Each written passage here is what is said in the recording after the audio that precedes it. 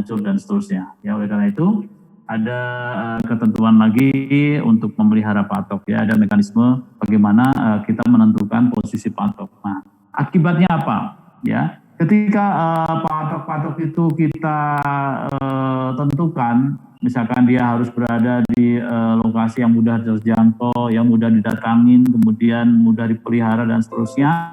Nah, sementara kita terkendala dengan distribusi sebaran patok ya. Misalkan patok itu harus disebar per kilo atau per 2 kilo atau per 1,5 kilo ya, sehingga pada saat kita menentukan distribusi patok ini juga harus memperhatikan kerapatan patok yang akan kita gunakan ya. Sebagai contoh misalkan untuk patok detail engineering design atau DED tentu patoknya lebih berdekatan ya dibandingkan dengan patok FS atau visibility study ya. Itu sebagai contoh ya. Jadi ada yang dimaksud dengan kestabilan patok itu sangat tergantung dengan milieu atau lingkungan sekitarnya, apakah dia sawah, tanah tegal. Kemudian yang kedua tentu adalah patok itu sendiri. Patok itu sendiri terbuat dari apa campurannya? Ya, misalkan antara cor-corannya itu antara batu dengan semen campurannya seperti apa ya, dan juga jangan dilupakan bahwa di dalam patok itu ada besi ya, besi sebagai penguat ya. Oleh karena itu besinya juga harus ditentukan, misalkan mau menggunakan besi 6, besi berapa dan seterusnya ya. Jadi kembali lagi bahwa aspek yang terkait dengan patok ini kita mengharapkan kita memasang titik atau bantuan atau patok yang benar-benar stabil secara movement atau gerakan ya. Nah, berikutnya adalah bahwa tadi sudah saya sebutkan ketika patok berada pada tanah yang tidak jenuh ya, kemudian pas jenuh dia akan turun dan seterusnya ya. Pertanyaan akan naik dan seterusnya. Pertanyaan berikutnya adalah patok tersebut juga harus bisa dipelihara dengan baik. Oleh karena itu biasanya diberi yang disebut sebagai deskripsi patok ya.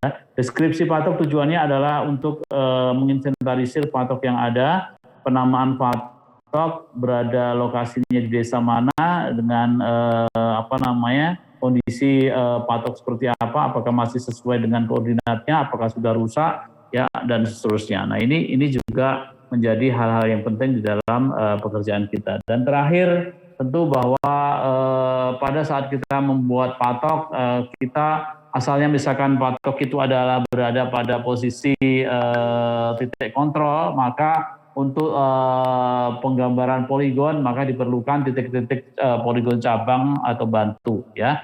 Nah, untuk mendistribusikan patok pada titik-titik cabang atau pembantu, tentu kita mengingat bahwa patok itu ada tingkatannya. Ada patok skala 0, ada patok skala 1, ada patok skala 2 atau level 2, patok level 3 dan seterusnya. Sehingga pemahaman tentang level-level patok ini juga harus jangan sampai keliru ya.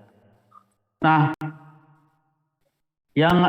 hal yang menarik lainnya adalah ketika patok-patok tersebut harus dipakai atau harus digunakan sebagai kontrol ya, sebagai kontrol poligon dan seterusnya, maka pertanyaan berikutnya adalah apakah kita mampu untuk sekedar mendeskripsikan atau membagi poligon-poligon tersebut ya. Oleh karena itu nanti harus sudah didesain ya poligon cabangnya seperti apa. Ya, ingat bahwa patok-patok distribusinya dia adalah merata ya, sehingga nanti dalam poligon itu misalkan harus mengenai katakanlah minimal 4 titik poligon atau bagaimana ya, nanti akan diteruskan ya. Nah, kemudian di YouTube saya menemukan ada video yang terkait dengan apa yang dimaksud dengan titik kontrol, ya tujuannya untuk apa ya.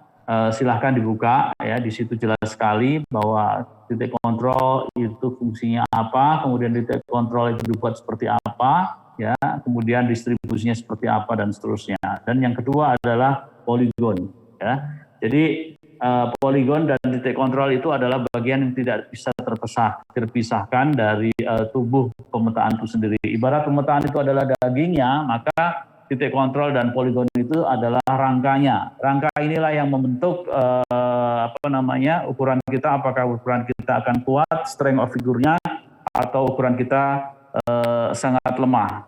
Ya, ini hal-hal yang harus dipelajari di dalam menentukan patok, ya, menentukan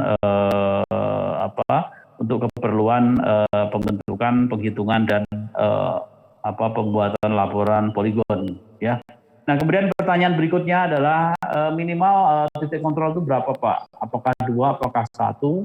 Ya, memang saya selalu mengatakan bahwa minimal itu 2, atau kalau 1 itu harus ada titik azimutnya. Ya, tujuannya untuk apa? Ya, tujuannya untuk memposisikan sebenarnya posisinya sudah fix atau belum. Jadi kalau dia poligon tertutup ya tanpa sudut sebelumnya atau sudut awalnya, tentu poligon tersebut akan bisa berputar ya sesuai dengan gambar dan keinginan masing-masing data yang tersedia di dalam poligon tersebut. Ya, jadi kalau kita mau mendefinisikan poligon ya harus kita deskripsikan dengan baik, ya. Mungkin itu yang bisa saya sampaikan pada hari ini. Ya, silakan dibuka YouTube-nya, ya, materinya, ya, kemudian nanti kita akan diskusikan kembali. Sebelumnya ada pertanyaan untuk terkait dengan patok, kemudian terkait dengan pembuatan distribusi patok, ya.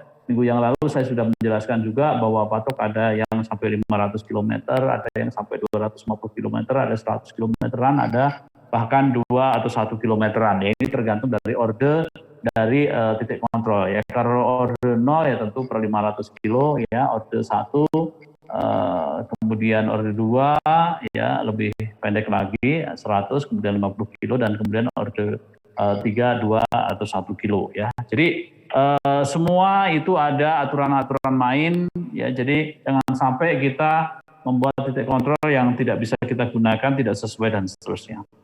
Ya, barangkali itu yang bisa saya sampaikan. Ada pertanyaan? Ya, kalau nggak ada pertanyaan, saya akhiri, ya. Nanti kita buka lagi di jam 4, ya. Oke.